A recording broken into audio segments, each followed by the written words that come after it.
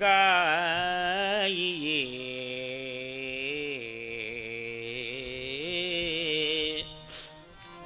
गणपति जगवंदना गाइए। गणपति जगवंदन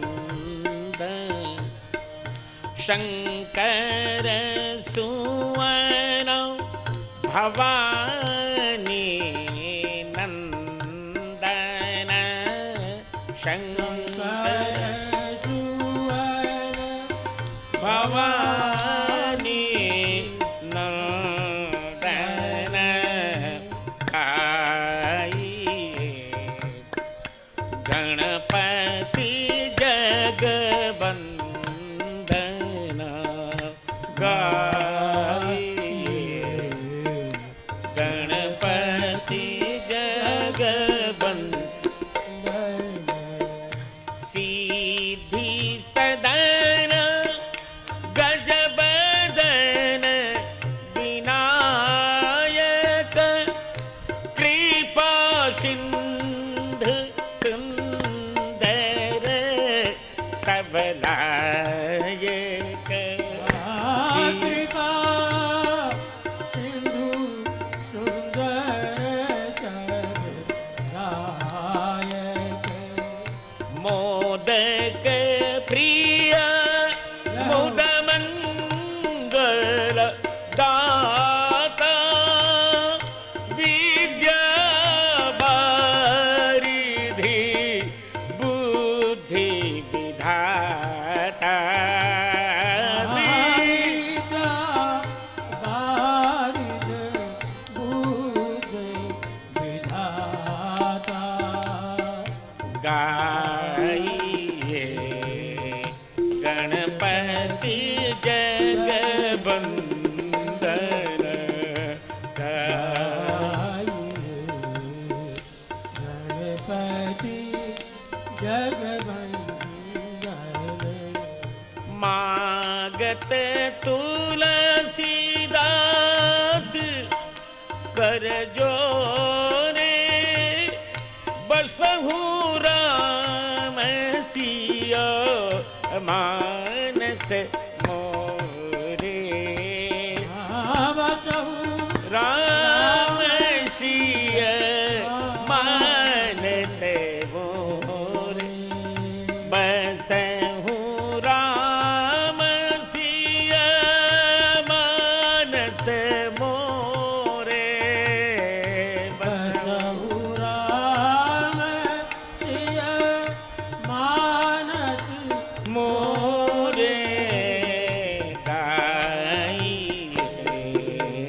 गणपति जगवंदन गाइए। गणपति जगवंदन आगच्छ वायुसूनो त्वं मया रामायणी कथा मया श्रीमानसी कथा प्रारभ्यते भवश्रोता गृहाणासनमुत्तमम्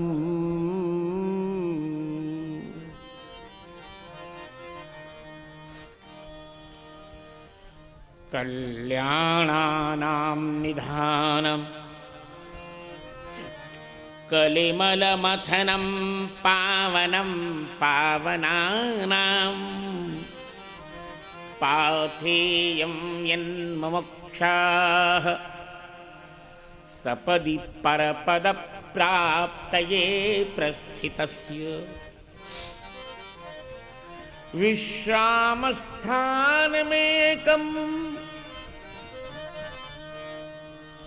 कविवरवचिसां जीवनं सज्जनानां बीजं धर्मद्रुमस्य प्रभवतु भवताम् भूते राम नाम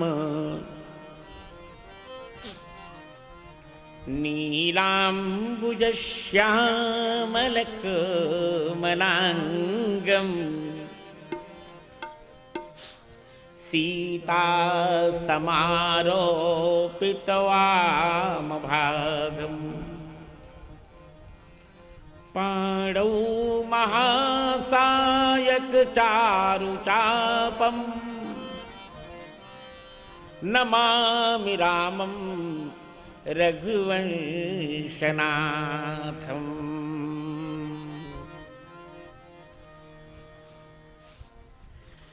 सीताराम गुणग्राम पुण्यारण्य विहारिणौ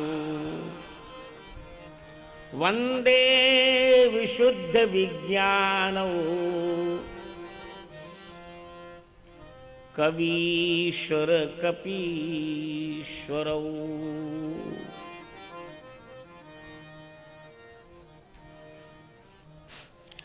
जयति कवि कुमुद चंद्रो हुलसी हर्षवर्धनस्तुलसी सुजन चकोर कदम्बो यत् कविता कौमुदीं पिबती श्री सीतानाथ समारंभाम् श्रीरामानन्दार्य मध्यमाम् अस्मदाचार्य पर्यन्ताम् वन्दे श्रीगुरुपरम्पराम्। श्रीगुरुचरण सरोज रज निज मन मुकुर सुधारि बरनौ रघुबर बिमल जस जो दायक फल चारि। सियावर रामचंद्र भगवान की पवन सुत हनुमान जी महाराज की प्रेम से जय। जो बोले जय उसकी रहे अभय। गोस्वामी तुलसीदास जी महाराज की श्री रामचरितमानस भगवान की जय जय श्री सीता राम। नहीं, अभी राम कहने में आपको उतना अभी मुझे नहीं, आपके मुख से राम सुनकर मुझे नहीं इतना आनंद आया। जरा प्रेम से आप राम को सामान्य मत मानिए, आप बिल्कुल सामान्य मत मानिए। इसी जब तुलसी पंचसती मनाई जा रही थी और हमारे मित्र याज्ञिक जी ने सबने आयोजन किया था, उस समय मैंने एक बात कही थी कि राम क्या है। राम माने राष्ट्र और म माने मंगल। राम इस राष्ट्र के मंगल हैं।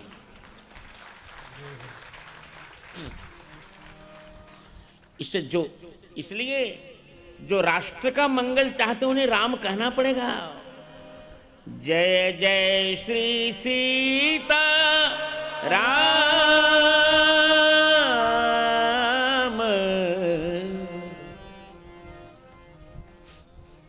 और यही कीर्तन कोई अपने मन से बनाया हुआ कीर्तन नहीं।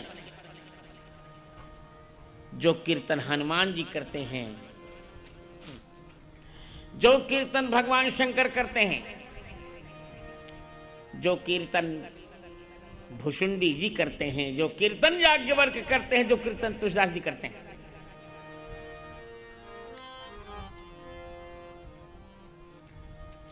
सीताराम जय सीताराम, सीताराम जय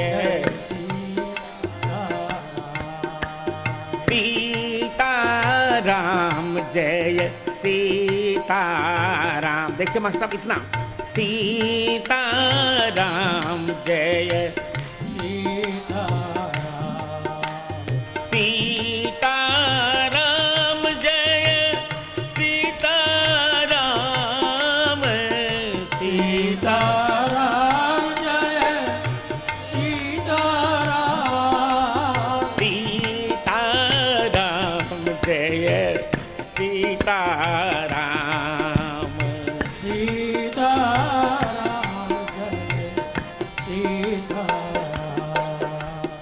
सीताराम जय सीताराम सीताराम जय सीताराम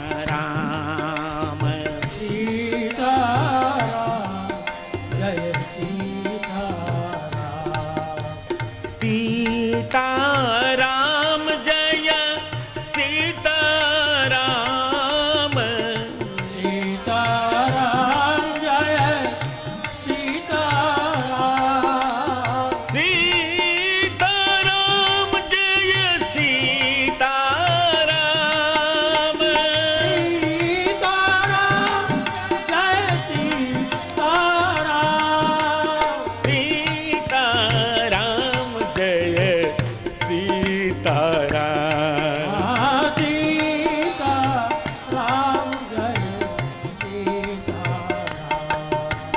सीताराम जय सीताराम सीताराम जय सीताराम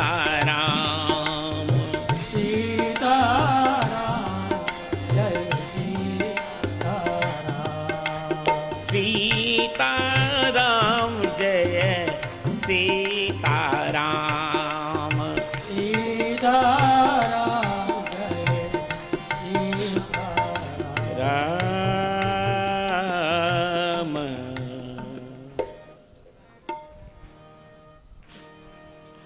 परिपूर्णतम परात्पर परमात्मा भगवान श्री सीताराम जी की भुवन पावनी कृपा है कि आज इस महाराष्ट्र में मुंबई में और लोखंडवाला इस कॉम्प्लेक्स में हम नौवें अनुष्ठान के आचार्य के रूप में ईश्वर ने मुझे वर्ण किया है। पहले मैं कृतज्ञता, ईश्वर की कृतज्ञता, परमेश्वर श्री सीताराम जी की कृतज्ञता बोध करके पहले मैं उन्हें प्रणाम करता हूं कि आज मैं, जैसा कि मेरे मित्र याज्ञिक ने जी कहा, आज मैं इस नौवें अनुष्ठान का मैं आचार्य हूं, नवम कथा का मैं आचार्य हूं। और गोस्वामी जी को नव संख्या बहुत प्रिय भी है। प्रायशः मेरा एक स्वभाव रहा है कि मैं किसी न किसी चौपाई को शीर्षक मानकर 9 दिनों का वक्तव्य प्रस्तुत करता हूं। आज मैं चिंतित भी था कि मैं कौन सा शीर्षक, इस वक्तव्य की शीर्षक चौपाई कौन प्रस्तुत करूं। तो ईश्वर ने मुझे स्वयं शीर्षक दे दिया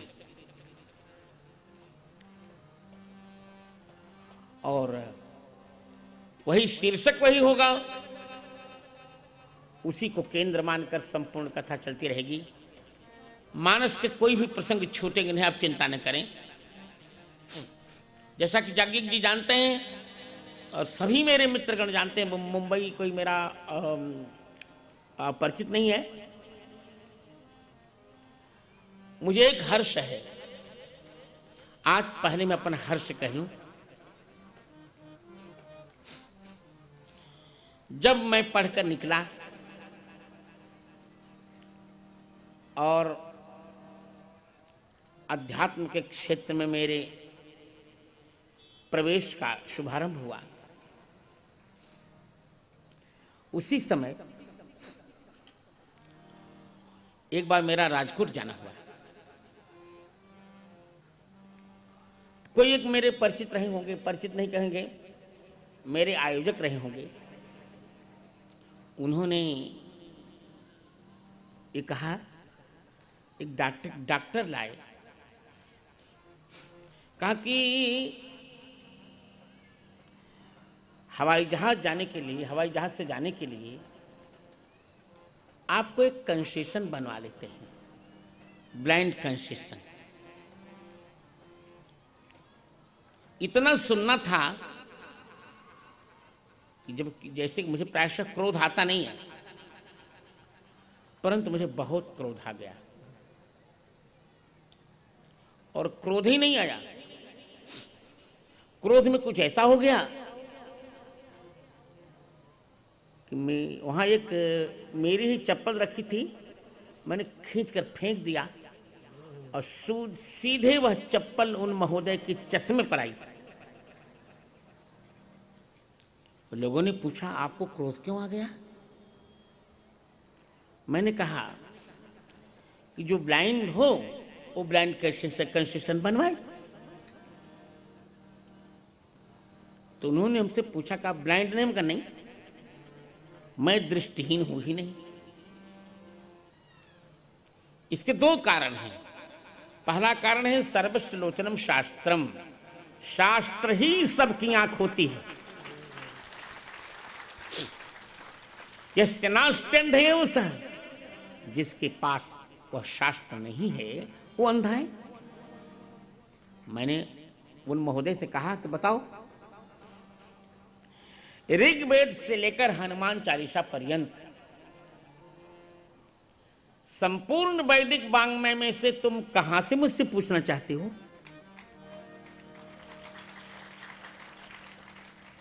क्या जानना चाहते हो? रामचरितमानस की किस चौपाई पर तुम मुझसे विचार करोगे, या भागवत जी के 18,000 श्लोकों में से किस श्लोक पर विचार करोगे? यदि वैदिक वांग्मय के किसी प्रश्न का उत्तर मैं न दे सकूं तो मैं ब्लाइंड कंसेशन बनवा लूंगा। और दूसरी बात, मैंने नरसिंह मेहता के एक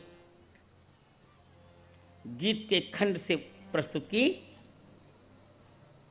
कि नरसिंह मेहता एक बात कहते हैं और वो बात बड़ी प्रसिद्ध है। हो सकता हो उन्होंने एक सिद्धांत मानकर कह लिया हो, पर मेरे जीवन में तो प्रैक्टिकल है, प्रायोगिक है। वो कहते हैं, गीता रामायण मारी। क्या कर रहे हैं मास्टर? ना, फिर से। गीता रामायण मारी, अंतरनी आँखों। गीता रामायण मारी, अंतरनी आँखों। प्रभु ये दीधी छे मैंने उड़वानी पाखों। प्रभु ये दीधी छे मैंने उड़वानी पाखों। भगवान श्री नरसिंह मेहता कहते हैं कि गीता रामायण मारी, अंतरनी आँखों। गीता जी और रामायण जी, ये दोनों मेरे हृदय की आंखें हैं। और ये ही प्रभु के चरणों में जाने के लिए, उड़कर जाने के लिए प्रभु ने हमको ये दो पंखे दे दी हैं। तो मैंने कहा कि मुझको गीता जी और रामायण जी दोनों कंठस्थ हैं, तो मेरे पास जब दो दो आंखें ही हैं तो कैसा ब्लाइंड कंसेशन?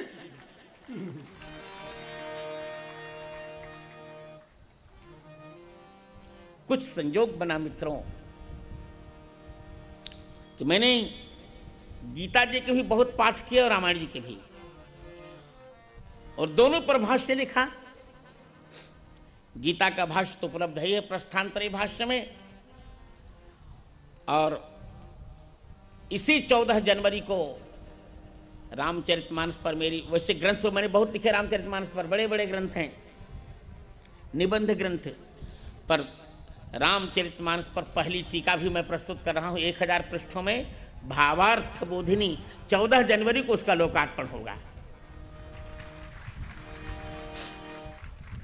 और इसके पश्चात मैंने निर्णय ले लिया है कि 9 खंडों में रामचरितमानस पर भाष्य प्रस्तुत करूंगा मैं।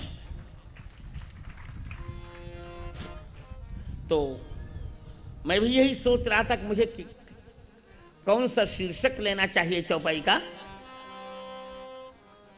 संयोग से शीर्षक मिल गया और वो बहुत कठिन नहीं होगा, आपको बहुत आनंद आएगा। शीर्षक 9वें अनुष्ठान के आधार पर ही मैंने लिया है। जैसा कि आप जान ही रहे हैं, अभी हमारे मित्र ने कहा कि 2007 में से शून्य हटा दो तो 2 और 7 मिलकर 9 संख्या हो जाती है। तुलसीदास जी महाराज को 9 बहुत प्रिय है। इसे रामचरितमानस में 9 विश्राम भी है, नवः पारायण के। और इस ग्रंथ का भी नाम 9 अक्षरों का है। इस ग्रंथ का नाम इनका आप जान ही रहे हैं, क्या नाम है? केवल रामचरितमानस नहीं, श्री लगाना पड़ेगा। तो अब पूरा वाक्य क्या बन गया? बोलिए, श्री रामचरितमानस। तो श्री रामचरितमानस शब्द में कितने अक्षर हो गए? 9। तो उसी 9 के दृष्टिकोण से हमने शीर्षक ले लिया है। और वो चौपाई पढ़ रहा हूं। नवमी तिथि मधुमास पुनीता, नवमी तिथि मधुमास पुनीता, शुक्ल पक्ष अभिजित हरि प्रीता, शुक्ल पक्ष अभिजित हरि प्रीता, मधुमास पुनीता, मधुमास पुनीता, अभिजित हरि प्रीता, अभिजित हरि प्रीता, जय नवमी तिथि मधुमास पुनीता, नवमी तिथि। और मस्ती में सब लोग आइए।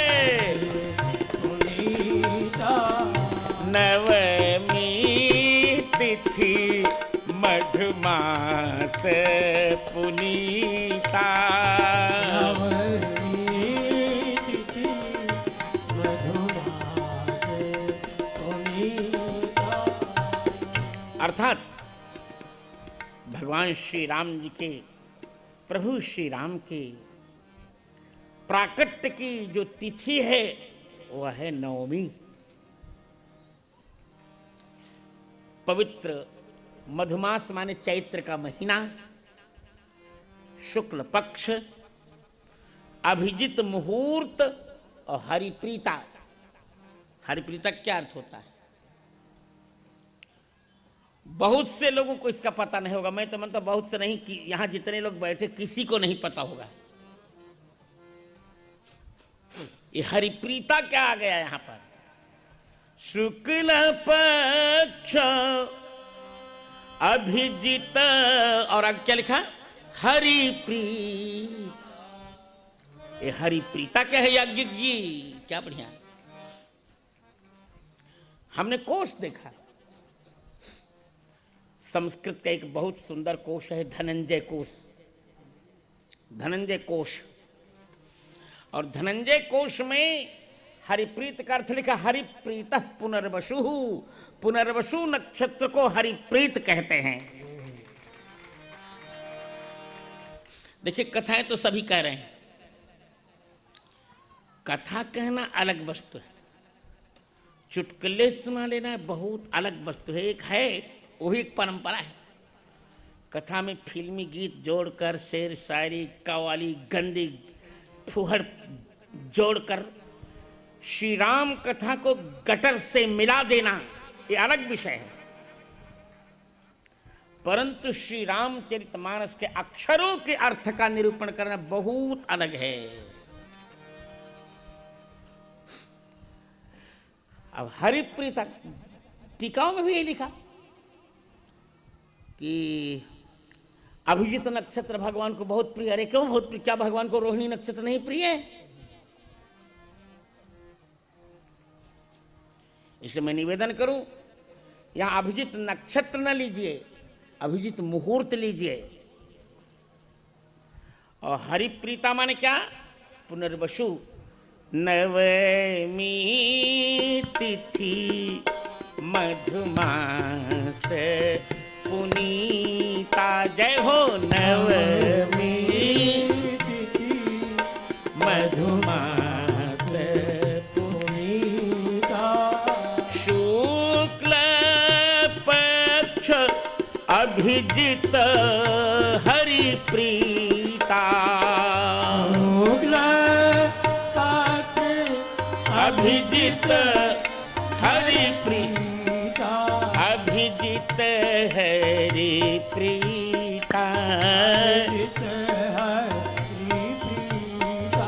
मधुमास पुनीता।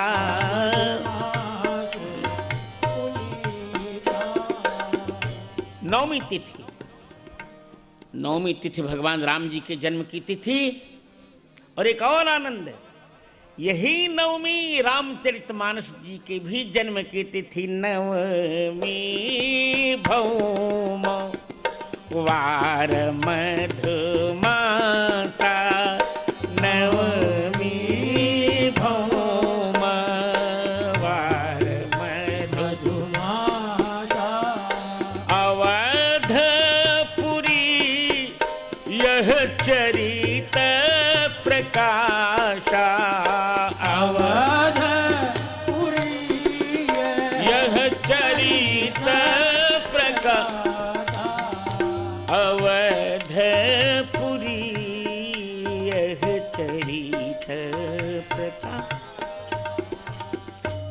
संयोग कितना सुंदर है। दोनों की प्राकट्य तिथि नवमी है। नवमी तिथि मधुमास पुनीता और नवमी भौमवार मधुमासा। यहां एक संकेत है कि जो विशेषताएं श्री राम जी में हैं वही श्री रामचरितमानस में है। यही कहना है गोस्वामी जी का। यदि कौशल्या जी के यहां परब्रह्म परमात्मा का राम रूप में नरावतार हो रहा है, तो ठीक गोस्वामी जी की वाणी में परब्रह्म परमात्मा का रामचरितमानस जी के रूप में अक्षरावतार हो रहा है। अंतर है, दोनों एक ही हैं। राम जी नर रूप में भगवान हैं, रामचरितमानस जी अक्षर रूप में भगवान हैं। क्या बात है। पहले दिन की कथा मैं कह चुका, थोड़ी कठिन पड़ेगी पर कठिन नहीं रहेगी। मैं प्रयास कर रहा हूं, बहुत अच्छी होगी। एक अंतर और समझाऊं, वाल्मीकि रामायण में और रामचरितमानस में क्या अंतर है अंतर। अंतर बहुत स्पष्ट है। वाल्मीकि, अब कभी मैं मुंबई वालों को वाल्मीकि रामायण ही सुनाऊंगा, तब आपको लगेगा कि किसे कहते हैं ग्रंथ। देखिए, वाल्मीकि रामायण रामायण है, राम का आयन है। वाल्मीकि रामायण भगवान का भवन है। राम का आयन माने क्या होता है? घर। वाल्मीकि रामायण भगवान का भवन है। और रामायण भगवान का भवन है, पर रामचरितमानस जी जो हैं ये भगवान का भवन होने के साथ साथ भगवान का तन भी है, शरीर भी अंतर है।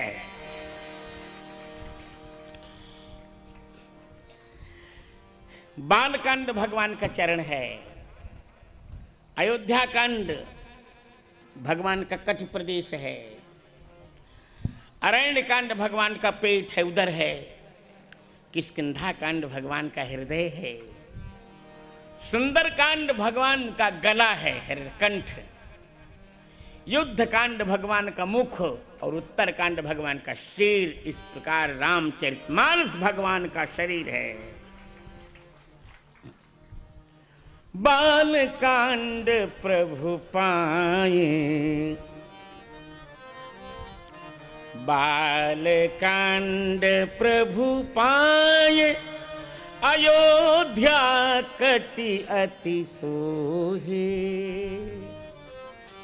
उदर कहो आरण्य, बालकांड प्रभु पाए, अयोध्या कटि मन मोहे, उदर कहो आरण्य, और हृदय किष्किंधा सोहे। सुंदर ग्रीव मुखार बिंद, पुनि युद्ध ही जानो, उत्तर मस्तक जामे रावण वंश, निशाचर सकल समान्यो, उत्तर मस्तक भाखिए, तुलसीदास सादर भनु, कन्हहि सुनहि समुझहि सुधी, श्रीमन मानस राम तनु। श्री रामचरितमानस जी साक्षात भगवान राम हैं। तो उनके शीर्षक की जब चर्चा होगी तो मैंने शीर्षक लिया नवमी। नवमी तिथि मधुमास पुनीता, और मानस जी में भी नवमी भौमवार मधुमासा। चलिए इसी शीर्षक से 9 दिन तक अपने आनंद करते हैं। पूर्ण हो जाएगा आपका ये 9वां अनुष्ठान, आपका नहीं हमारा, हम सबका। यहीं से मैं प्रारंभ करूं कि भगवान को नवमी तिथि क्यों प्रिय है, क्यों भगवान राम का नवमी को प्राकट्य हो रहा है, और क्यों भगवान रामचरितमानस जी का नवमी को प्राकट्य हो रहा है। और कोई तिथि ले सकते थे वे, नवमी को ही क्यों अपनाया होगा। इस प्रश्न का स्वयं गोस्वामी तुलसीदास जी अपने तुलसी सतसई नामक ग्रंथ में दे रहे हैं। साधारणतः प्रसिद्धि है कि गोस्वामी जी के 12 ही ग्रंथ है, भ्रम है, बहुत बड़ा भ्रम है। और 12 ग्रंथ के लोग में कुछ मूर्खों ने हनुमान चालीसा को भी तुलसीदास जी का रचित नहीं माना, जबकि हनुमान चालीसा तुलसीदास जी की सर्वप्रथम रचना है। और ऐसी रचना क्या कहा जाए। अन्य धर्मावलंबियों ने बुकलेट निकाली, अपने अपने धर्मों की छोटी छोटी बुकलेट निकाली। एक व्यक्ति ने मुझसे आके कहा कि अन्य धर्मावलंबी तो छोटी छोटी बुक निकाल रहे हैं, आप लोग क्या करते हैं। मैंने बहुत सहजता से कहा, करे भाई अन्य धर्मावलंबी तो अब बुकलेट निकालने लगे हैं, परंतु हमारे सनातन धर्म में तो गोस्वामी तुलसीदास जी बहुत पहले बुकलेट निकाल चुके हैं। उसका क्या नाम है। मैंने कहा उसका नाम है हनुमान चालीसा। कि सनातन धर्म के मान सोचिए 1 लाख पृष्ठों में कम से कम आज इस समय भी सनातन धर्म का कम से कम 1,00,000 पृष्ठों में साहित्य उपलब्ध है। 1,00,000 पृष्ठ किसे कहते हैं? आज भी पढ़ते पढ़ते जीवन समाप्त हो जाएगा, पूरा नहीं होगा। एक बार जयदयाल डालमिया जी ने मुझसे पूछा कि जगत गुरु जी आपको कितने ग्रंथ कंठस्थ हैं? मैंने कहा आप अपनी तिजोरी का पैसा गिनने में, आपके तिजोरी का पैसा गिनते गिनते समाप्त हो जाएगा, पर मुझे जितना कंठस्थ है यदि मैं 4 महीने लगातार आवृत्ति करूं तो भी पूर्ण नहीं हो पाएगा। तो सोचिए, सनातन धर्म के 1,00,000 पृष्ठों की यदि सुंदर प्रामाणिक बुकलेट देखनी हो तो उसका क्या नाम है जी? हनुमान चालीसा। सब कुछ केवल 43 छंदों में, पहले के 2 दोहे और विश्राम का 1 दोहा, 3 दोहे हो गए, और 40 चौपाइयां। केवल 43 छंदों में गोस्वामी जी ने वो सब कुछ कह दिया जो हमारे ऋषियों ने 1,00,000 पृष्ठों में कहा सनातन धर्म में। इसमें 6 दर्शन कह डाले, 6 शास्त्रों का सिद्धांत कह डाला, व्याकरण के 6 अंग कह डाले, चारों वेदों के चारों सिद्धांत कह डाले, वेदांत की 6 धाराएं कह डाली। क्या नहीं कह दिया? तो मैं निवेदन कर रहा हूं कि रामचरितमानस गोस्वामी तुलसीदास जी की तुलसी सतसई में उन्होंने इस प्रश्न का उत्तर दिया कि भगवान को 9 अंक सबसे प्रिय क्यों है? क्यों भगवान नवमी को जन्म ले रहे हैं? क्यों भगवान रामचरितमानस जी का नवमी को जन्म हो रहा है? क्या कारण है भाई? क्यों वाल्मीकि जी और तुलसीदास जी ने रामायण के 9 दिन ही नवा पारायण तय निश्चित किया है? इसका उत्तर है, तुलसी अपने राम को भजन करो निःशंक, आदि अंत निर्वाही हैं, जैसे नव को अंक। गोस्वामी जी कहते हैं, अरे जीवों, संदेह छोड़कर अपने राम जी का भजन करो। श्री राम ही एक ऐसे हैं जो जीव का उसी प्रकार निर्वहन कर लेते हैं आदि से अंत तक। जीव को कभी नहीं छोड़ते जिस प्रकार 9 का अंक किसी को अपनी अपनी गुणित संख्याओं को नहीं छोड़ता। सारी संख्याएं अपने गुणित संख्या को छोड़ देती हैं, परंतु 9 संख्या ही एक ऐसी संख्या है जो गुणा करने पर अपनी गुणित संख्या को नहीं छोड़ती। जैसा भी हमारे मित्र बता रहे थे कि 2007 में जब 2 7 जोड़ दो तो 9 बन जाता है। आप देखिए ना, थोड़ी देर तक प्राथमिक शाला की बात कर लेते हैं, क्योंकि अभी हम प्राथमिक शाला में तो है ही हैं। हमारे यहाँ पहले 9 पहाड़ा पढ़ा जाता था, आज भी उसको टेबल कहते हैं। 9 के 9 9 9 है ही है। फिर आपने 2 का गुणा किया तो क्या बन गया? 9 दूनी 18, और 18 में दोनों संख्याएं जोड़ दीजिए, एक और इकाई दहाई वाली दोनों संख्याएं जोड़ दीजिए तो 1 और 8 क्या बन गया? 9। जरा सहायता करिएगा। 9 त्रिक 9 तिया 27। फिर जोड़िए दोनों संख्याओं को, 2 और 7 9, 9 चौक 36। फिर 3 और 6 जोड़िए, क्या बन गया? 9। 9 पचे 45, 4 और 5 जोड़ दीजिए 9, 9 छक 54, 5 और 4 जोड़िए क्या बन गया 9, 9 सते 63,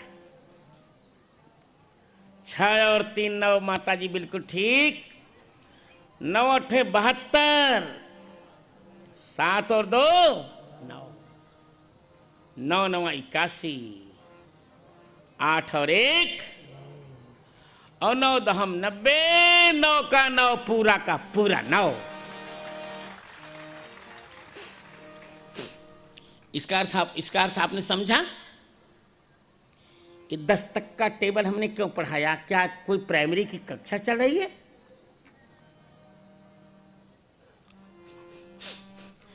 इसमें एक बड़ा मधुर संकेत है जो आज हमारे लिए बहुत उपयोगी है। संकेत ये है कि जैसे हमने 10 बार गुणा किया फिर 9 का 9 ही रह गया, उसी प्रकार यदि हम आप अपने जीवन की 10 ममताओं को भगवान के चरणों में डाल दें, एक एक ममता डालते जाएंगे तो भगवान जीव को अपनी बराबर का 9 का 9 ही रखेंगे। जैसे परमात्मा 9 हैं, उसी प्रकार जीव को भी अपने बराबरी का दर्जा दे अपने बराबरी की पदवी दे डालेंगे भगवान। कभी वो विश्वासघात नहीं करेंगे। 8 विश्वासघात कर देता है, 8 का गड़बड़ है। 1 से लेकर 8 तक सब संख्याएं गड़बड़ हैं। पहली बात 9 संख्या सबसे बड़ी है, तो राम जी जैसा कोई देवता नहीं हो सकता, सबसे बड़ा देवता। राजे भी देखे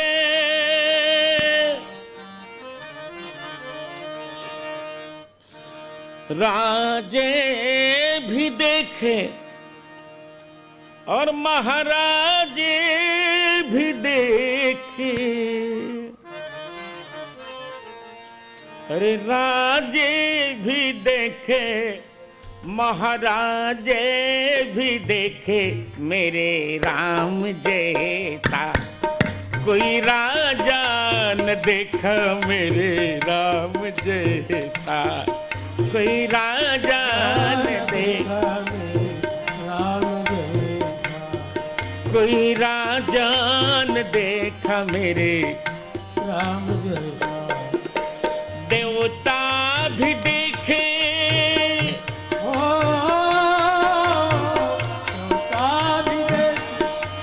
देवता भी देखे महादेवता भी देखे, देवता भी देखे महादेवता भी देखे, देवता भी देखे महादेवता भी देखे, मेरे राम जैसा कोई देवता ने देखा, मेरे राम जैसा कोई देवता ने देखा, मेरे राम जैसा कोई राजा ने देखा, मेरे राम जैसा कोई राजा ने देखा, मेरे राम जैसा। जैसे 9 की संख्या सबसे बड़ी संख्या है, 9 ही संख्याएं होती हैं। 1 से लेकर 8 संख्या ये जीव की होती है। जीव में 8 प्रकृतियां होती हैं।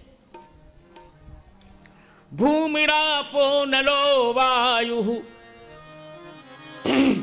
खम मनो बुद्धिरेव च अहंकार इतीयं में भिन्ना प्रकृति रष्टधा। 8 प्रकृतियां जीव के शरीर में होती हैं। पृथ्वी, जल, तेज, वायु, आकाश, मन, बुद्धि और अहंकार। परमात्मा इन 8 से परे हैं। इस 9 संख्या परमात्मा की है। तो चूंकि भगवान राम परमात्मा है और परमात्मा की संख्या 9 है, अतः नव की पूर्ण तिथि नवमी है, राम सो परमात्मा भवानी। जय हो। राम को परमात्मा भवानी, राम सो परमात्मा भवानी। जय हो। राम सो परमात्मा भवानी। तह भ्रम तव तह भ्रम अति अभिहित तव बानी।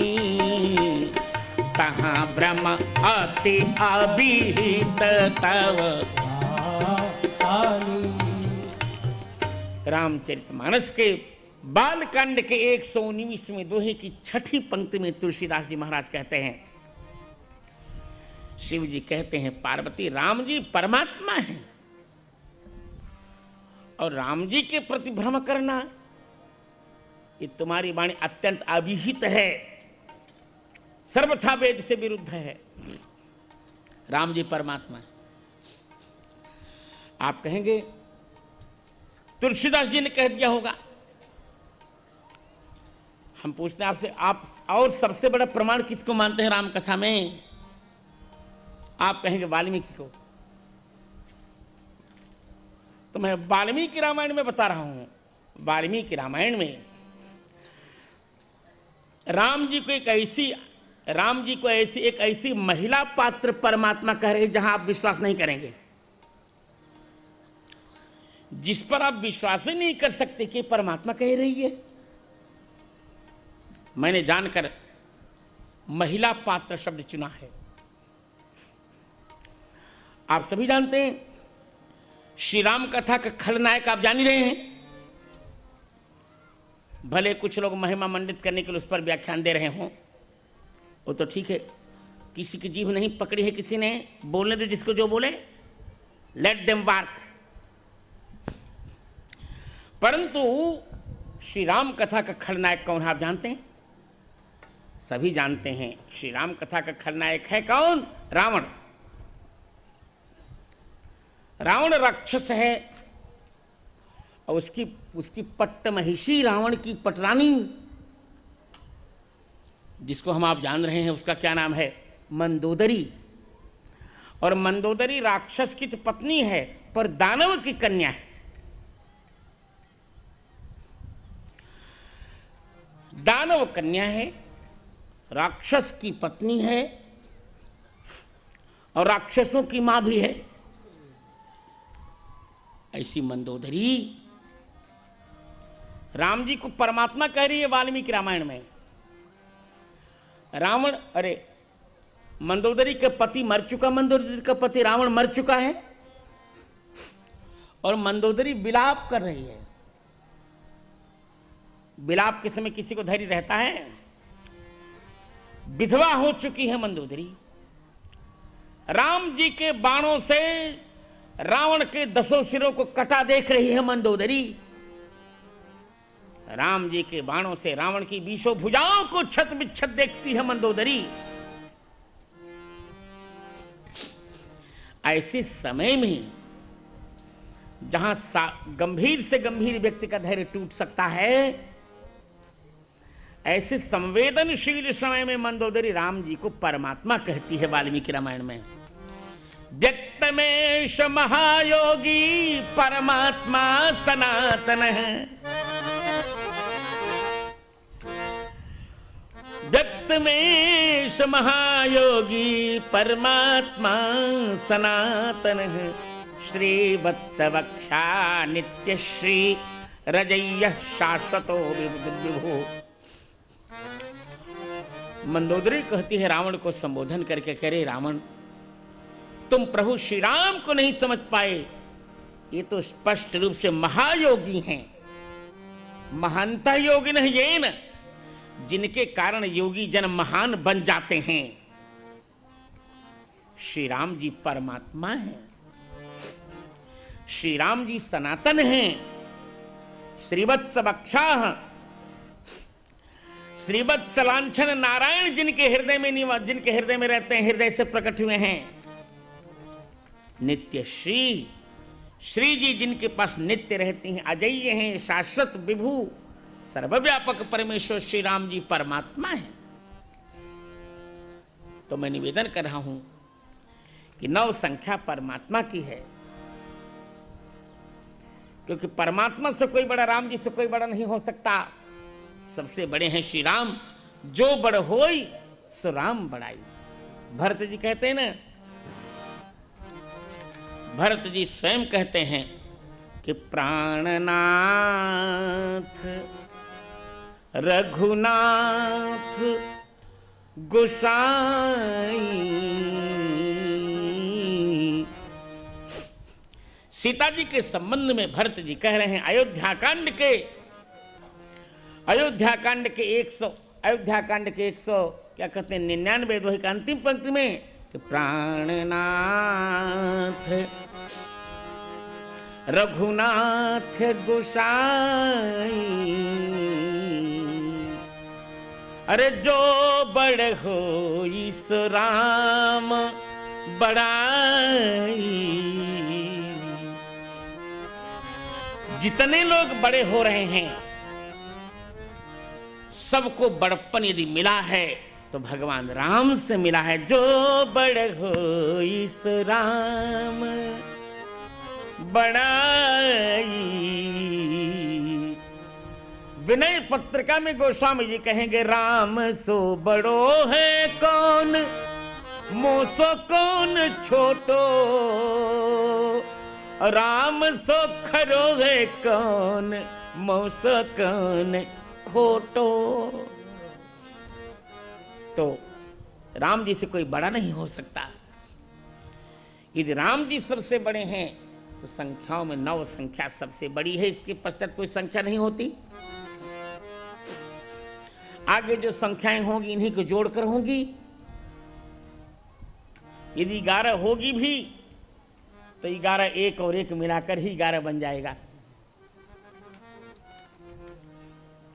यदि 19 बनेगी भी तो 9 को जोड़ने के बाद ही 19 बनेगी।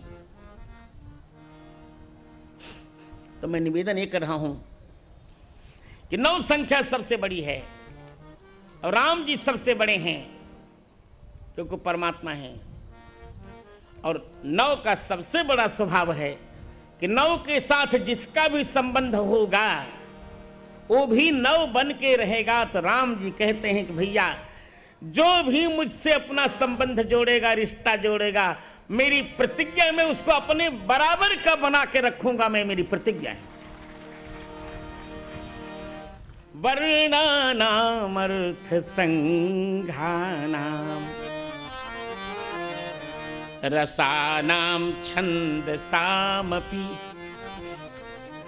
मंगलानाम च कर्तारौ वंदे वाणी विनायक।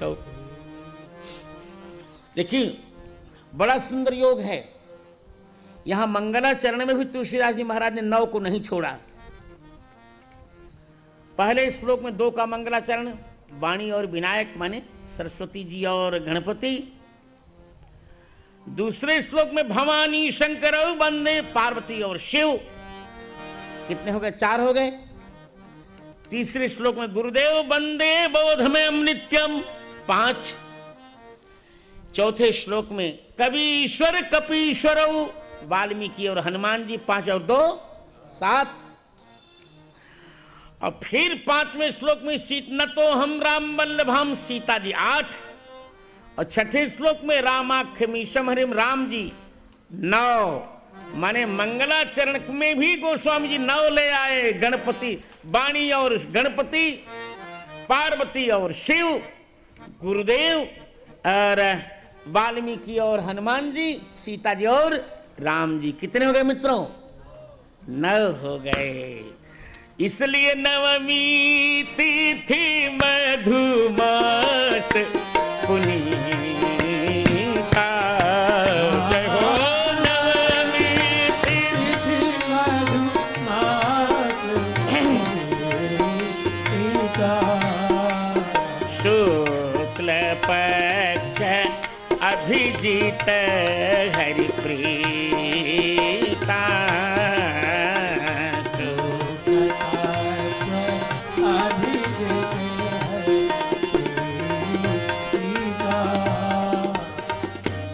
अद्भुत आनंद है गोस्वामी जी का।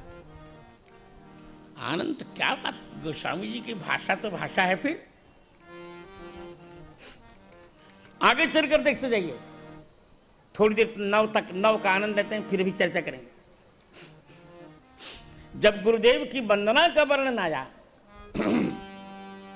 गुरुदेव की वंदना का वर्णन जब प्रारंभ किया गोस्वामी जी ने, वहां भी नव संख्या को नहीं छोड़ा उन्होंने। 5वें सोरठे से प्रारंभ किया। बंदौ गुरुपद कंज कृपा सिंधु नर रूप हरि, अरे महामोह तम पुंज जास बचन रवि कर निकर। इस सोरठे से प्रारंभ करके और सूझे ही रामचरित मणिमाणिक 8 चौपाइयां, तो 8 और 1 9। दोहा उनका उदाहरण के लिए यथा सुमंजन अंजदिग साधक से सुजान, ये उदाहरण का है। पंक्ति में भी 9 अद्भुत आनंद कर दिया, क्योंकि गुरुदेव को भी वो भगवान राम के समान मानते हैं। बंदौ गुरुपद कंज कृपा सिंधु और नर रूप हरि। गुरुदेव भगवान मनुष्य रूप में हरि हैं, ईश्वर हैं, और नर रूप हरि, और हरि माने सूर्य भी होता है। मनुष्य रूप में वर्तमान सूर्य नारायण हैं, इसीलिए तो आगे सूर्य कह भी रहे, जासु महामोह तम पुंज जास बचन रवि कर निकर।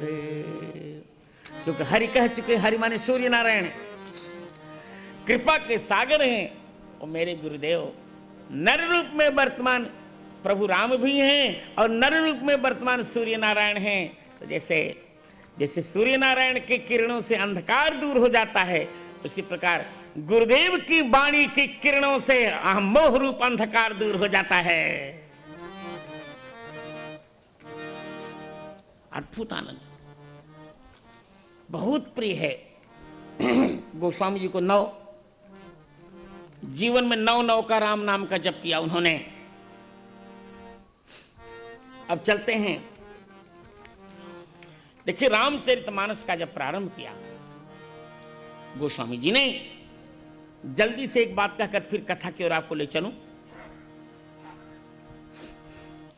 साधारण एक प्रश्न होता है कि इतना बड़ा नाम श्री रामचरितमानस, रामचरितमानस का अर्थ क्या होगा? पहले हमको इसका अर्थ तो समझ में आए। तो साधारण अर्थ तो आप जान ही रहे हैं। देखिए, नारद जी ने रामायण के 2 नाम रखे, राम कथा के नारद जी ने 2 नाम रखे, क्योंकि राम कथा के सबसे प्रथम आचार्य नारद जी हैं। और वाल्मीकि रामायण के बालकांड के प्रथम सर्ग के 98वें श्लोक में नारद जी से पूछा गया, राम कथा के प्रबंध काव्य का क्या नाम होगा बताएं। तो नारद जी ने कहा रामचरितम।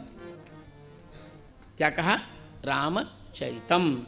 इदं पवित्रं पापघ्नं पुण्यं वेदैश्च सम्मितं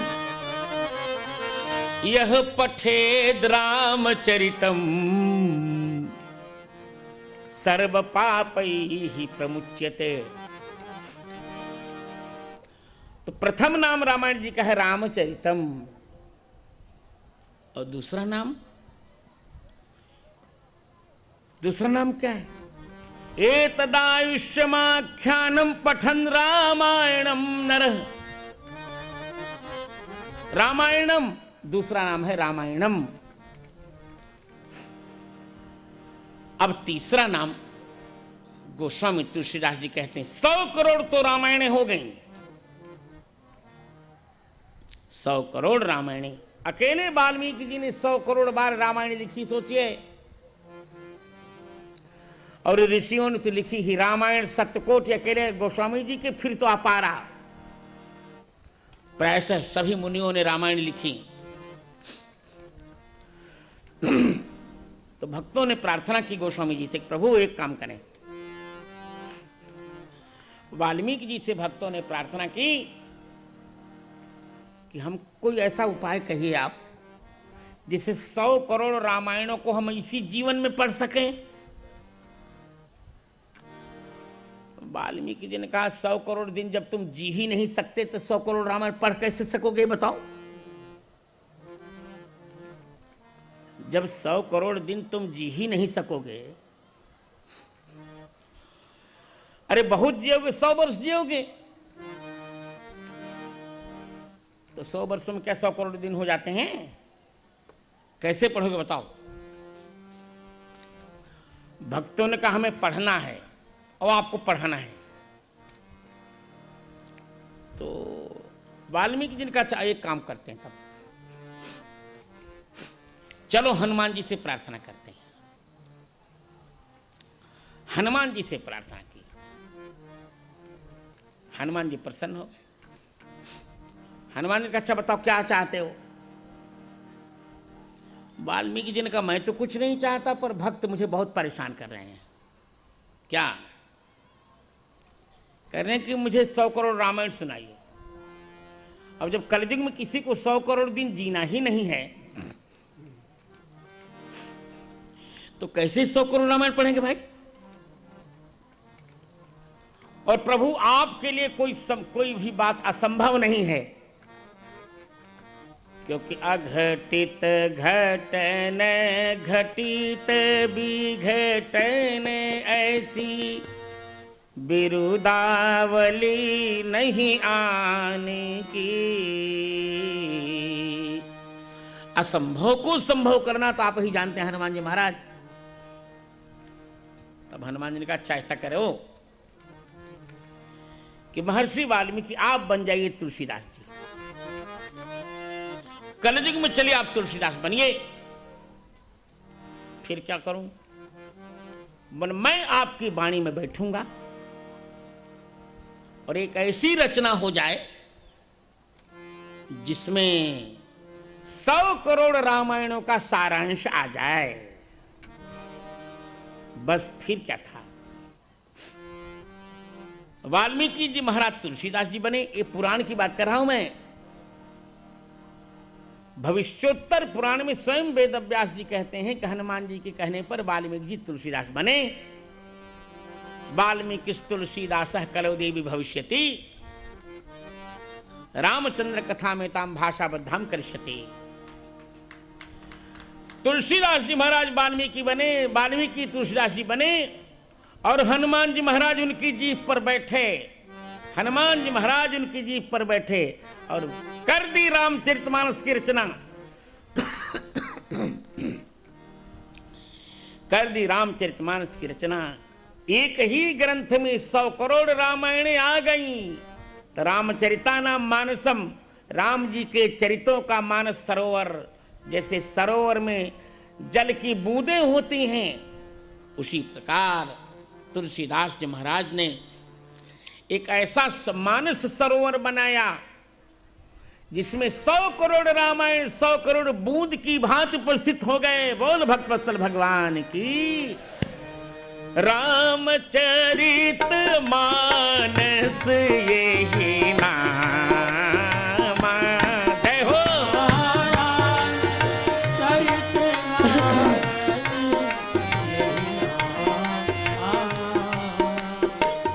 रामचरित मानस यही नाम।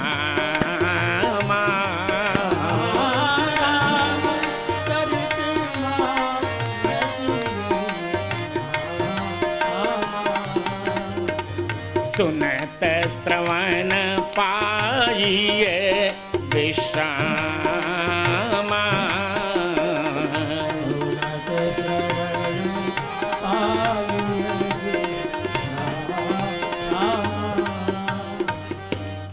रामचरिता नाम मानसम, रामचरितों का 100 करोड़ रामायणों का यह मानस सरोवर बना।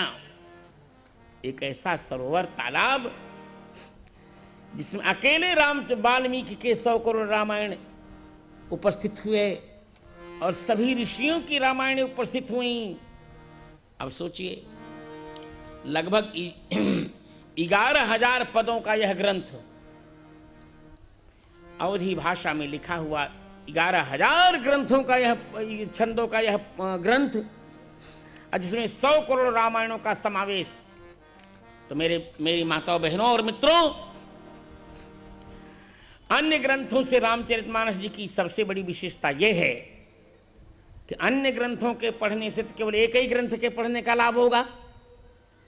जैसे हमने एक बार भागवत पढ़ी तो कितने ग्रंथ को पढ़ने का लाभ हुआ? एक पाठ का लाभ हो गया।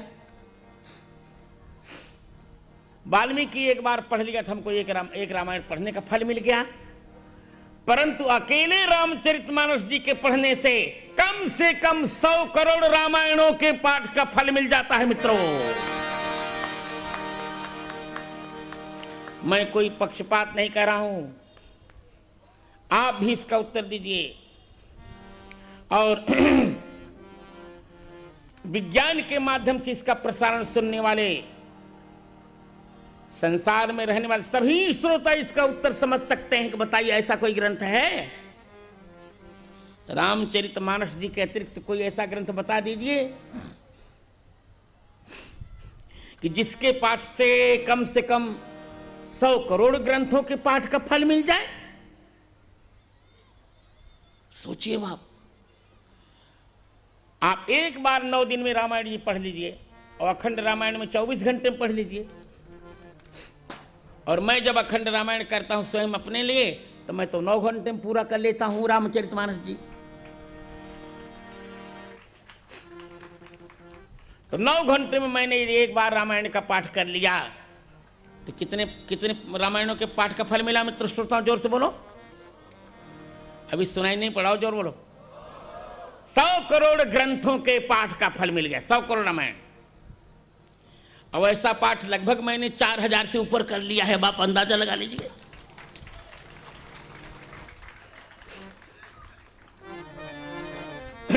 ऐसा सुंदर ग्रंथ आपने कहीं देखा है? पूरी विश्व में उत्तरी ध्रुव से लेकर दक्षिणी ध्रुव तक, हमसे लोग कहते हैं, किसी ने कहा, हमसे तो नहीं कहा पर परंपरा से कहते हैं कि साहब रामचरितमानस जी को रोचक बनाने के लिए गजल मिलाए जाते हैं। क्या रोचक बनाओगे? कोई कहे, कोई मूर्ख कहे कि गंगा जल को स्वादिष्ट बनाने के लिए हम इसमें गटर का पानी मिलाएंगे, तो उससे बढ़िया कोई मूर्ख होगा? माने वो किस श्रेणी का मूर्ख होगा, मुझे तो नहीं समझ में आता। अरे तो स्वयं परिपूर्णतम है। जैसे गंगा जल में दूसरा जल यदि मिला दिया जाए तो गंगा तो समाप्त। गंगा क्या अमृत के बराबर का फिर कोई पदार्थ है कि अमृत को और टेस्टी बनाएगा? अमृत से यदि कोई सुंदर पदार्थ हो तो अमृत को स्वादिष्ट बनाए? कि गंगा जल से अधिक कोई सुंदर जल हो सकता है दुनिया में जिसके मिलाने से गंगा जल टेस्टी बनेगा? यदि गंगा जल का विकल्प कोई जल नहीं हो सकता तो रामचरितमानस के विकल्प में कोई दूसरा ग्रंथ भी नहीं हो सकता।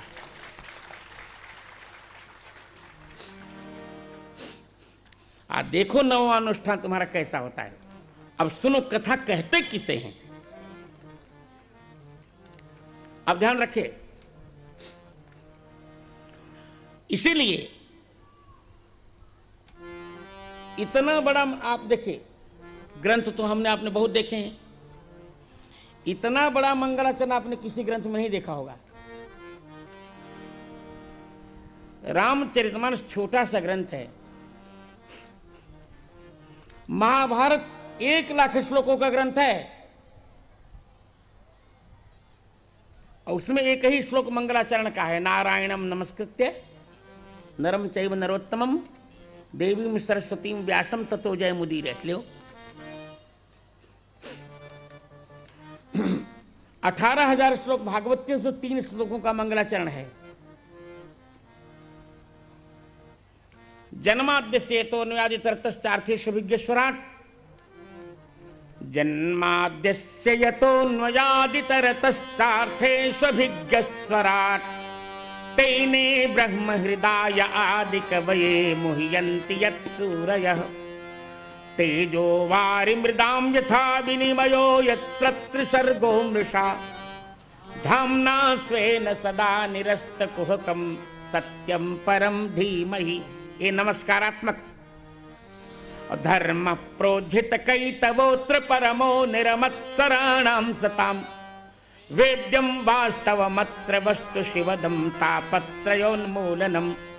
श्रीमद्भागवते महामुनिकृते किं वा परैरीश्वरः